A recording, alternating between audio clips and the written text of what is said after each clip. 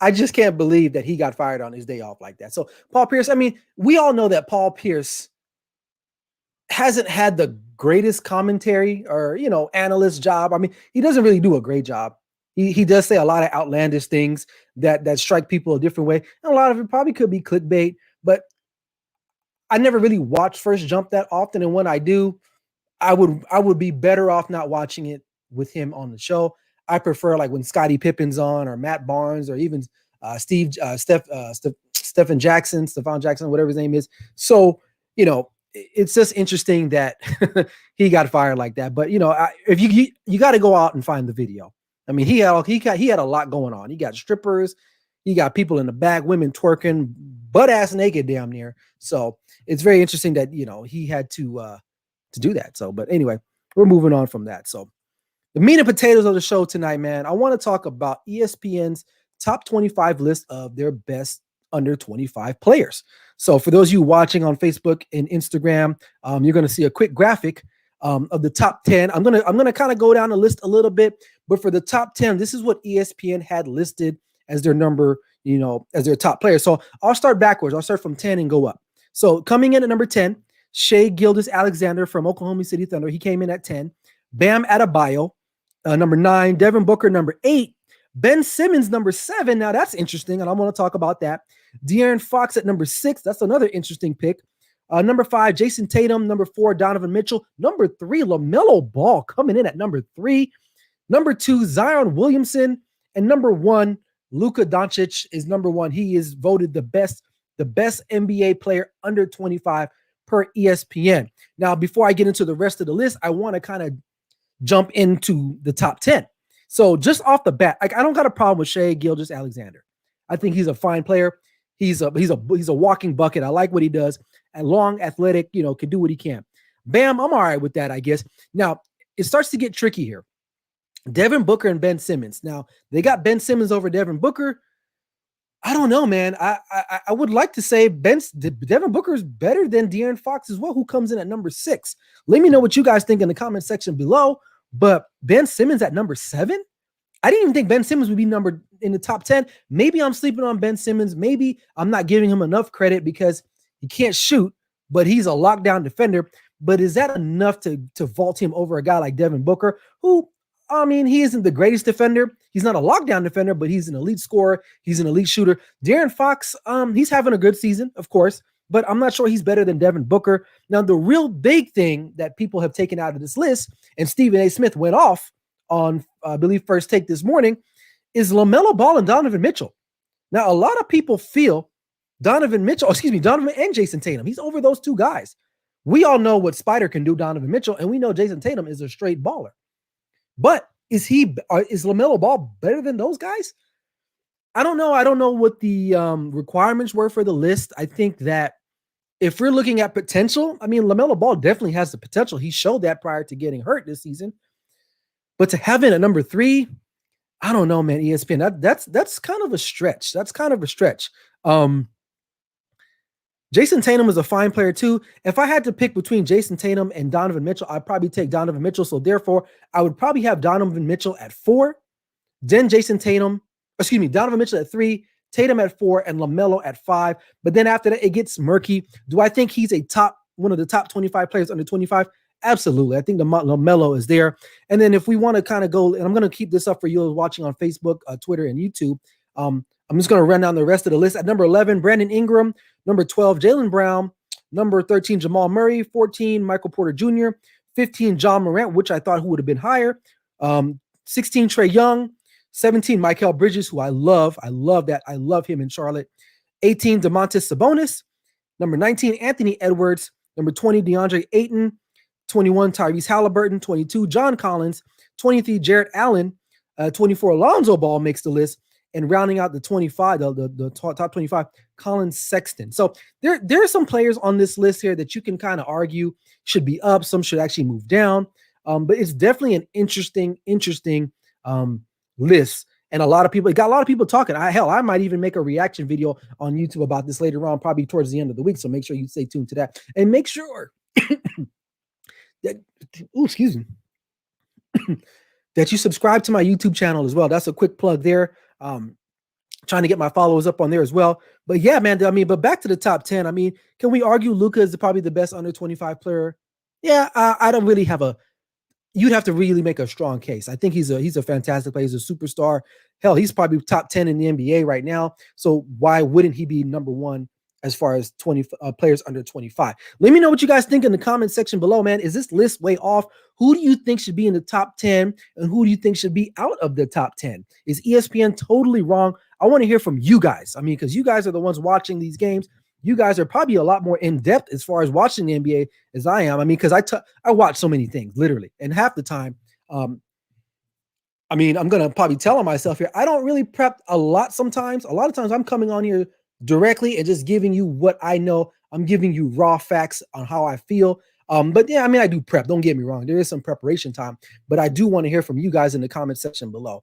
But a guy who I think probably should have made the top 10 and didn't, I would probably say Brandon Ingram, man. I mean, after leaving the Lakers, he's putting together a great career now in New Orleans. That's a guy I thought Trae Young might have been in the top 10 as well. And maybe possibly just looking at this list, John Morant. I mean, he's the rookie of the year last year, and he's coming in at 15. I mean, Zion didn't win the rookie of the year, and he's coming at number 2. So, I mean, to be honest with you, I think Zion's great, but I'm not a big fan of Zion. I feel like his weight is going to catch up to him. His physique is going to catch up to him. But if you're just going off a strict just right now game, I mean, yeah, he does bring the flair, he does bring pizzazz, he brings energy. John Morant, but I think John Morant is ranked too low. I mean, 15, the standing rookie of the year coming in at 15 right now. I don't know. That's kind of a stretch to me, but I definitely, don't have any other problems with the rest of the list because there's a lot of great talent on there. I mean, there's guys that you probably haven't even seen play unless you have like NBA Game Pass, like I do, like Tyrese Halliburton. For those of you who live on the East Coast, he plays for the Kings. He's a tremendous player. He's probably one of the top 5 rookies right now. DeAndre Ayton, he's gotten better now that Chris Paul is there, but so but I said like Trae Young, man, I'm surprised that he is not in the top 25. I mean, in the top 10. I really feel like Ben Simmons should probably not be in there. And maybe Bam Adebayo should probably not be in the top 10, just based off he had really one good season in the bubble last year. And so maybe he's living off of that of some sort. But like I said, let me know what you guys think in the comment section, man, because I would love to see and know what you guys are thinking about this particular list if you don't know about the list. And for those of you just joining, I'm talking about the ESPN top 25 players that are under 25. So Luka came in at number 1, Zion number 2, LaMelo Ball 3, Donovan Mitchell 4, Jason Tatum 5, De'Aaron Fox at 6, Ben Simmons 7, Devin Booker at 8, Bam Adebayo 9, and at number 10, Shai Gilgeous-Alexander from OKC. So, yeah, very interesting stuff. Very, very, very, very, very interesting stuff. All right, we're going to keep it rolling here because we ain't got no comments yet, so that's all good. Quick show tonight. All right, so Aaron Rodgers has hosted Jeopardy last night. Now, he made a comment in reference to possibly being the host and playing football. Now, someone asked me in the comment section, are the shows complicated? So, I'm not sure if it's pre-recorded. I know that they do have people that move on or not. So let's just say for the sake of argument, let's say it's not recorded and it is a ongoing show throughout the week. I just don't see how physically that's possible. I mean, the NFL is one of the most grueling leagues, especially if you play quarterback. Like, I know his love for Jeopardy is just crazy. Like, I get it. But, is he really considering that? Or maybe he's just saying that to kind of piss the Packers off? Because we all know Aaron Rodgers is kind of like a snarky, kind of an asshole. I mean, real talk. So maybe he's saying stuff, taking a jab at them, saying like, well, I can host Jeopardy and play for the Green Bay Packers. I mean, it's not like they really want me anyway. They drafted Jordan Love in the 3rd round last year. So who cares, right? I mean, so if he's really thinking about this, I would say, no, you can't do both, man. Because I'm not saying hosting Jeopardy is easy. but I'm pretty sure there's probably some preparation. Rest in peace, Alex Trebek. He did a great job for I don't know how many years, over 30 years. I don't know how long Jeopardy's been on, but he did it for quite some time up until his death. So, and I'm pretty sure he's just not rolling out of bed and doing the show. So the fact that I don't even know if the show was recorded, I think it's probably in LA. So I just don't see how he can fly from Green Bay to LA to record these shows. So I would have to assume the shows have to be pre-recorded and you would have to be doing this off time. And maybe that might be great, but I just don't see him doing that, especially if these shows are not pre-recorded. You just can't. And the Packers can't allow that. Now, he's looking at that organization and is like, you guys don't really care that much about me. You haven't really got me too much help, which I get. A lot of people don't want to go to Green Bay, but you haven't even drafted anybody worth really watching or a need. So he's definitely not happy with that organization. I think he would love to probably get out of there if he could. I don't think he really cares too much for his coach. I just don't think he cares too much for anything about that. So and like we got a comment here. He says, Akeem Roswell says, I think he's playing mind games with the Packers. He's been making subtle remarks about different things. Absolutely. Even after they lost in the playoffs. He came in that presser and was like real somber, like he was going to retire. Kind of like what Big Ben does when he loses in the playoffs. So I'm not surprised that he does stuff like this because he wants to get a reaction. He likes to get a reaction out of people. And so he does and says things a certain way just for effect. So, I mean, I'm talking about it because it's something to talk about, but do I actually think it's going to be something that can legitimately happen? No, there's no way. There's no way. You can't play quarterback in the NFL and host a national televised a game show. You just can't. The man hours that go into playing quarterback, just any sport, but quarterback in the NFL, yeah, you can't do that.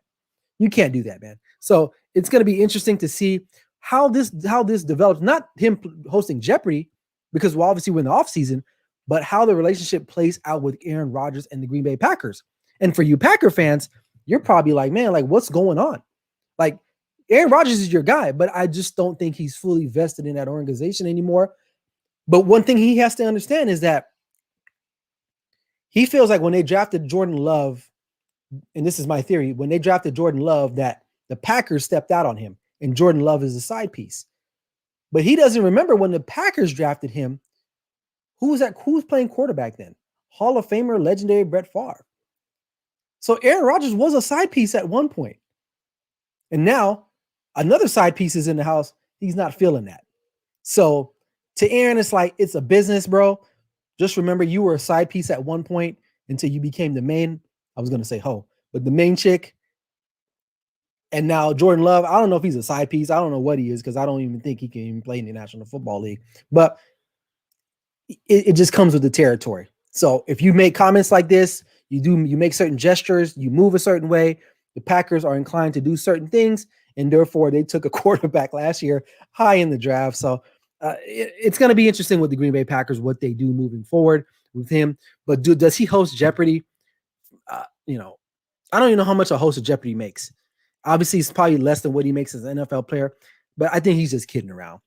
And before you know it, he's going to be back on the field doing his thing, and Packer fans will probably be happy. But this is not the end of this saga. Something is definitely brewing, and we're going to get to the bottom of it here at some point in some time. So,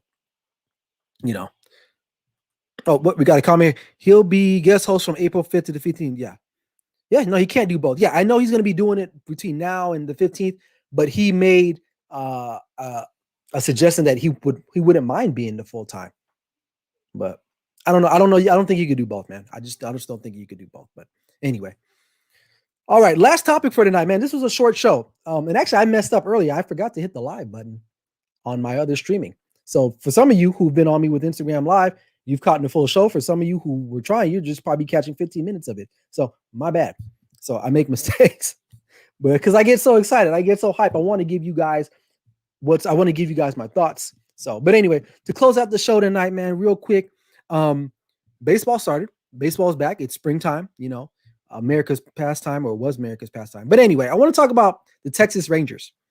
They opened up their brand new field, which they opened it last year, but no one was allowed to go because the pandemic kicked off. But they finally allowed fans into their brand new, not arena, but Stadium Global Life Field in Arlington, Texas. Beautiful facility. It's adjacent to where they used to play the old ballpark, which I had the pleasure of watching the Rangers play several times when I lived in Texas.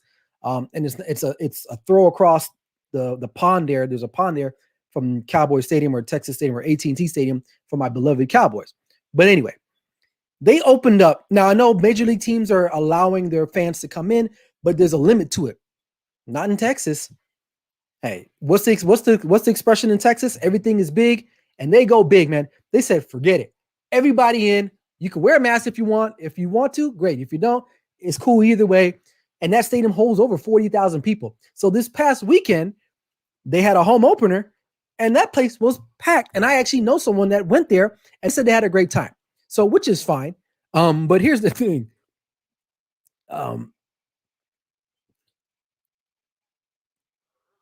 Here's the thing. Hey, Sandy. Are the Rangers potentially putting their fans at risk or even their players? I get it. You want to open up your facility. I know, they didn't make a lot of money in revenue because stadiums were fully closed and it was a bubble-like environment until like the World Series, if I'm not mistaken. But like, I get it. COVID is real. It's happened. I know several people that have contracted it and have gotten over it. But as an organization, do they have some type of responsibility to their fans? I would say yes. And I get it. In Texas, they passed they lifted the rule, the ban about wearing masks and everything is 100%. And I get all that. But I still think we are still, I wouldn't say in the infancy stages of the pandemic, but it's been a year and I get it. And, things have maybe somewhat died down. I mean, I don't watch the news that often because, it becomes repetitive. But I will say, I think you still have to be somewhat responsible. Now, we're going to find out in the next couple of weeks or so if their numbers increases. What does that mean? And obviously, I know the numbers are skewed because you go to hospitals now, like no one has the flu anymore. It's all COVID. So you got that aspect as well, too. I'm not a propagandist. I'm not a conspiracy theorist. But I would say if they were like at least 50% capacity, I would be okay with that. But they were a full go. Like there was no pandemic out there. So it's kind of strange to me, but I'm not surprised. And no offense to anyone from Texas. I think Texas is an amazing state. They have tremendous pride in their community and they don't care. They don't care. I mean, for a little quick history story before I get up out of here, Mexico used to own Texas, right? Now the whole thing with the Alamo went down. Americans were killing the Alamo. General Sam Houston sends down some troops. They free up the Alamo. They end up taking over Texas from Mexico. And then Texas is like, hey, look, we want to be our country. So they became Republic of Texas for like a hot minute. So for like, I don't know what the time frame was, but for like a hot minute, they were like their own country. And hell, even today, they feel like they're still their own country. So I'm not surprised that they don't, like, they don't care. They don't care. They just don't care. So, we got Sandy Marie. She said, I didn't go to the game, but some friends of mine went. And I do agree with you there. Yeah. So, I mean, I'm not saying that for those who went, I hope that they did mask up because you do want to offer some type of protection to yourself. I mean, I get it. Baseball fields, arenas are not the most cleanliest places. You're packed in tight. And it's not like they were like spacing out people. I mean, literally it was sold out. So, but she's saying that in Texas, so I'm assuming, Sandy, you live in Texas. So on Instagram, you guys can't see Sandy, but Sandy Marie says she must live in Texas. She says their numbers have gone down. So that's good. That's good. So we're just gonna have to wait and see what happens with that. And will it be something that the rest of the leagues can actually develop and see? Because you look at California with the Dodgers, they're going to be obviously having fans back in stuff. Here in Vegas, the Golden Knights are playing the hockey team. They've let fans come back in, but it's at a lower capacity.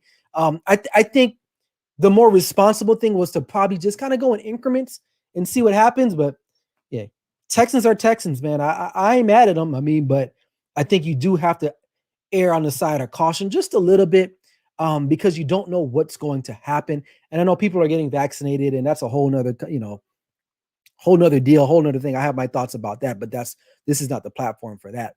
But yeah, the Texas Rangers, man, they don't care. And this is interesting because, guys like Jerry Jones, the Cowboys, who's a billionaire, this works well for him too, because now he can see exactly what will happen when football season comes around, because there's no doubt in my mind that they're not going to reduce their capacity. They're going to be at full go. And that stadium holds over 85,000 people. So that's double. So, we're just going to see. We're going to see. Sandy Marie says, what's so crazy is that no one was wearing masks, but we can't go to HEB or Walmart without wearing masks. Yeah. I mean, yeah, it's to the point where it's like, I get it. Walmart, HEB, those are private institutions. So is Texas Rangers. But I think if you want to wear the mask, you wear the mask. If you don't, you don't. I think that's where we're at in the world right now. Here in my state, here in Nevada, anywhere you go, you have to have a mask, which I can live with that. It is what it is. Is it annoying? Yeah, because I wear glasses and my stuff be fogging up. Yeah, it's annoying. But, it is what it is. Now, if they say you don't have to wear a mask, depending on where I'm at, I may not wear the mask. Like when I watch my daughter's soccer games or my kids' soccer games, we have to wear a mask on the sideline. And it's like, well, we're outside. So at that point, I don't want to wear a mask. But if I'm in a store or it's a place that's fully congested, maybe I might want to. It just depends. I don't know. It is what it is. But William Flowers says they do it big in Texas. They do. They do it big and they don't care. They don't care. So, but before I go tonight, man, I didn't make a clip for this or a slide, but Deshawn Watson, this thing is picking up. It's picking up. Like 2 women have come out now, and they've gone into description on what's going on with him. So Deshaun Watson, man, I don't know, man. NFL's, and I talked about this on Monday. NFL's gonna have to step in. I mean, he just lost. They've paused or canceled his endorsement with Nike. We got a comment on Instagram Live, GamePoint_Live. What's up, man? He says, people driving with masks always get me mad. Yes. I don't understand that. Don't get me wrong. Like, there's been times where I've gotten in the car and I put my kids, I strap them in, and maybe I forget. But then I take it up. But I see people just low key, just like, so, but anyway, I digress. But yeah, Deshaun Watson, man. This is how it starts, man. This is how it starts. We saw what happened to Tiger years ago. He lost a lot of sponsorship stuff like that. Rock Street Sports, what's up, man? How you doing? So hope you guys are watching the show on Facebook, Twitter, YouTube, and Instagram. But yeah, man, it's definitely crazy what's happening to Deshaun Watson. So like I said on my show Monday night, man, it's sad to see a young brother like that, man. But sometimes, man, if some of this stuff is true, and I'm kind of leaning, when there's smoke, there's fire. So maybe not all the women are maybe being honest, but I would say some of them might have some tread. They might have some traction to this story. So Nike is definitely separating themselves from him right now because they don't really want a sex predator or someone that assaults women sexually endorsing any of their products. So I think it's going to get worse before it gets better for him. He definitely needs to come out and get out in front of this. And you're right, Game Point Live. He lost and Dre Beats. Okay, Dre Beats. His career might be over. His career might be over. But like I said on my show Monday night, this is why you have handlers. And it's not because you want to do bad stuff, but you want to be able to insulate yourself. That way, if things do happen, you don't get the blame. And a guy like this, who's a millionaire, he's young, pretty good looking, I guess, handsome guy. I'm okay to say that, but I'm confident. People want stuff from you. So, but it's a sad state of affairs for him. And I think the NFL will step in. It's over 22 women now, from what I understand, 22 women. So if it was 1, 2, 3, maybe 5 at the max, but 22 women have come out, it's not looking good for him. So we're going to stay on top of that. But anyway, other than that, man, that's my show for tonight. I kept it short. I got stuff to do tonight. But make sure you guys go over to YouTube. Please, right now, subscribe to my channel, Clutch Sports Talk. It's the first thing that comes up. Hit that subscribe button. Let's go. Be on the lookout for my next show next week, Monday, airing at 5 p.m. Pacific Standard Time on Instagram, on Facebook, on Twitter, on YouTube. So there's no excuses. You got to get plugged in, please. And also be on the lookout for some other videos that I'll be dropping here in the next couple of days. But other than that, I am out of here. Hope you guys enjoy your night. Respect.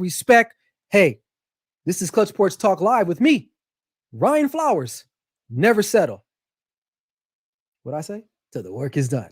Let's go, guys.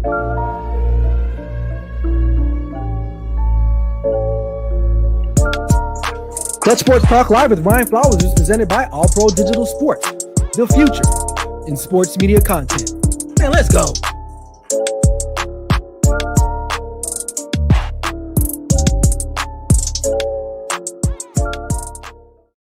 Let's go.